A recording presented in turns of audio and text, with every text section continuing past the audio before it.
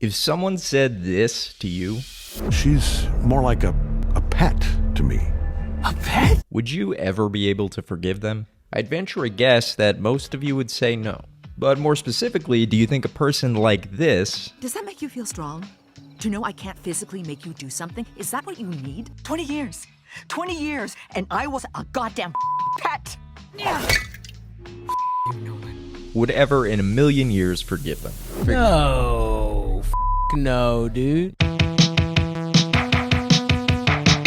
If you've only ever seen the Amazon Prime adaptation, you might be surprised to learn that there are many characters in Invincible who look and feel vastly different in the comics than they do in the show. Characters like Mark, Nolan, and Oliver have undergone some pretty foundational alterations from page to screen in their characterizations and storylines, oftentimes for the better. But if you ask any comic fan to tell you who has changed the most, almost everyone is going to give you one answer: Debbie Grayson.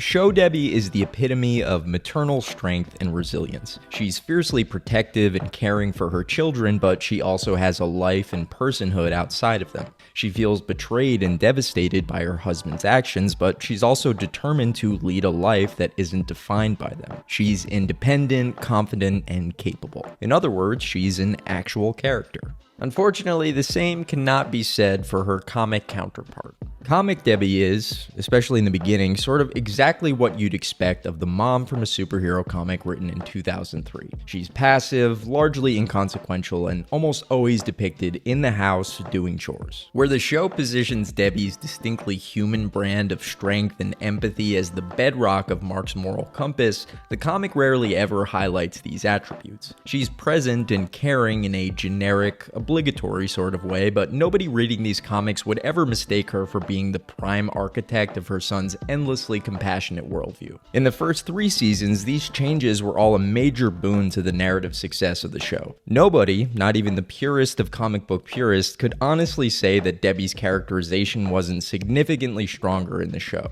But in season 4, that very strength that was once a selling point will inevitably become one of the show's biggest adaptational hurdles. Every Invincible fan knows that Nolan was a very bad boy at the end of season 1. He destroyed half of Chicago, killed thousands of people, almost beat his son to death, and called his wife of 20 years a pet. In both the comic and the show, Debbie is absolutely devastated by his actions and words. But from page to screen, there are a few key differences in these plot points that will almost certainly require radical storytelling changes in season 4. Remember how in season 1, Debbie is highly suspicious of Nolan's behavior after killing the Guardians? Oh, come along. You're on a deadline for the book. Isn't that what you told me, or was I mistaken? Remember how she gets involved in the investigation with Damien Darkblood and Art to figure out the truth? Nolan struck first. Don't tell anyone. Not Cecil, no one. Remember how she kicks his ass to the curb when she finds out? Get out of my house! Yeah, so that doesn't really happen at all in the comics. We get 1 or 2 panels about Debbie sensing something off with Nolan's behavior, but that's about it. No accusations, no investigations, no agency. In the show, Debbie is in the room with Cecil listening in on Nolan while he beats Mark senseless and calls her a pet. In the comic, Debbie doesn't even meet Cecil until after the fight is over. She's not considered essential enough to the emotional dynamics of the story to even be in the room while the most pivotal exchange in the series is taking place. That might seem like a small change on paper, but it's entirely representative of the way the show repeatedly centers Debbie while the comic repeatedly sidelines her. But in the aftermath of Nolan's betrayal, the comic does far worse than simply sideline Debbie. It infantilizes her. In the show, Debbie is obviously devastated and broken by Nolan's actions. Nobody could withstand that level of betrayal and humiliation without falling apart, but beyond the tears, she's also fucking pissed. She's enraged, and rightfully so, that she could give 2 decades to this guy, teach him all about the world and its people, make a son and build a life with him, all for him to turn around and call her a pet.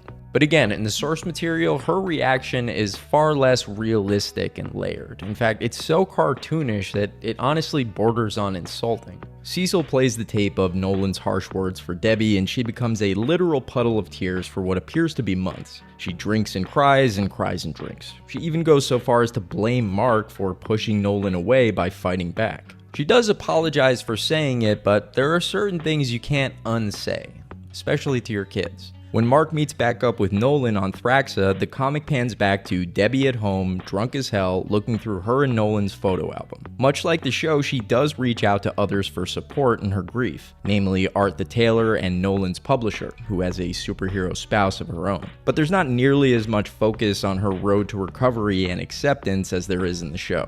Then there's the issue of Oliver. Show Debbie accepts Oliver and decides to be a mother to him, but not before cursing Nolan's name for putting her and Mark in this situation.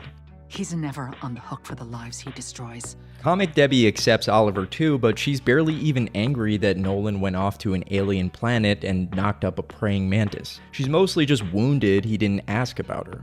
But I don't want to bury the lead here because perhaps the most shoehorned and honestly laughable plot point in Debbie's entire comic storyline is her relationship with Paul. Now, I'm not saying Paul in the show is the most engaging character ever drawn, but thematically, his role is actually pretty essential in Debbie's storyline. Debbie spent 20 years teaching the most powerful man on the planet the inherent value of humanity, only for him to turn around and say it's that very humanity that makes her virtually worthless to him. But Paul is someone who embodies that humanity. He's not some invulnerable symbol of alien perfection. He's just a normal, flawed, everyday man. Just because we aren't saving the world doesn't mean our jobs aren't important. The moment Debbie accepts Paul into her life, she's implicitly refuting Nolan's brutal characterization of her and the people of Earth. The weaknesses and shortcomings Nolan would call defective in Paul are the very reasons why Debbie chooses him. But in the comics, at this point, I'm sure you could probably tell where I'm going with this. Not only is Paul not really a character in the comics, he's barely even a plot device. We see him maybe 2 or 3 times to indicate that Debbie's getting over Nolan, he seems like a nice enough guy, and then super conveniently, Debbie angrily breaks up with him over the phone the exact moment Nolan walks back into her life for the first time in years. Which brings us to the real crux of the issue here. But first... So I just want to let everyone know that I just created a Discord server for my Patreon. If you're one of the first 5 people to join, you'll be a founding member, and I'll give you a shout out and a sign off in every video forever. Thank you, and back to the video. So here's where we get into some comic spoilers. It's nothing major pertaining to the main story, but just Debbie and Nolan's relationship. So in the comics, Nolan comes back to Earth so he can grab Mark, Oliver, and Tech Jacket to go fight in the Viltrumite War. This is something we're likely going to see very early on in Season 4. But before he gets a chance to dip out, he runs into Debbie. He apologizes for everything. He tells her he meant nothing he said that day. Debbie refuses to accept his apology, and Nolan goes off to space. When he gets back, they have another conversation. This time, Debbie is much more amenable to the prospect of getting back together. She's still hesitant to trust him, but ultimately she decides to give him another shot. After this 2-page conversation, the next time we see Debbie and Nolan, she's telling Mark she's moving to an alien planet so she can try to rekindle her marriage with Nolan and spend time with Oliver.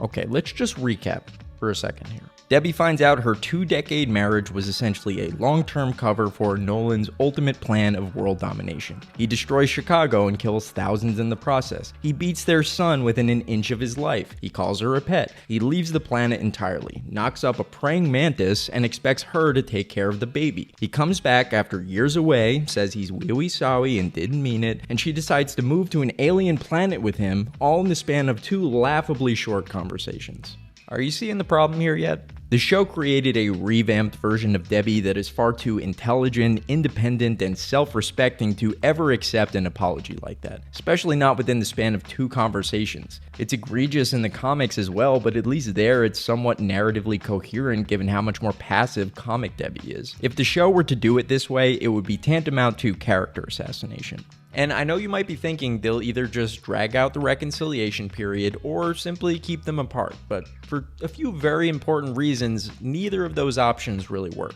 Narratively, it would be impossible for Debbie and Nolan to reconcile without leaving the planet because Nolan is in no way welcome on Earth after what he did. People like Mark and Oliver and even Debbie might be willing to hear him out, but to the world at large, he's the space fascist alien single-handedly responsible for like 5 9/11s. But thematically, it would be impossible for Debbie and Nolan not to reconcile. One of the most urgent themes Invincible underscores is the concept of radical forgiveness, and believing that redemption is always available to those willing to change for the better. If someone like Nolan can find a way back home in this story, someone who spent literal millennia conquering planets and enslaving populations, anyone can.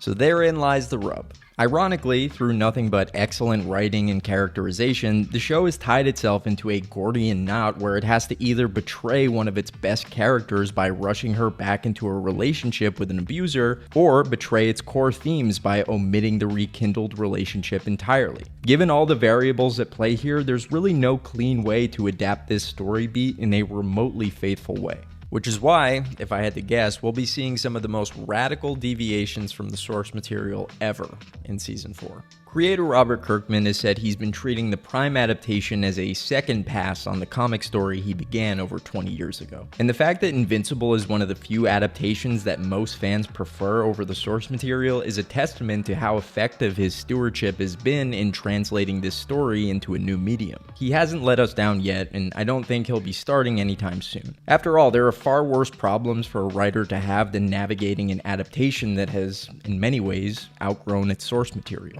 But with that said, from here on out, don't be surprised if we're no longer watching a second pass, but a brand new, potentially even better story. So as always, thanks so much to everyone who made it this far. Major shout out to my founding Patreon members, Tony, Connor, Thomas, Smoggy, and Dr. Pazuzu. Like and subscribe for more content like this. Patreon and other links down in the description, and I'll catch y'all soon.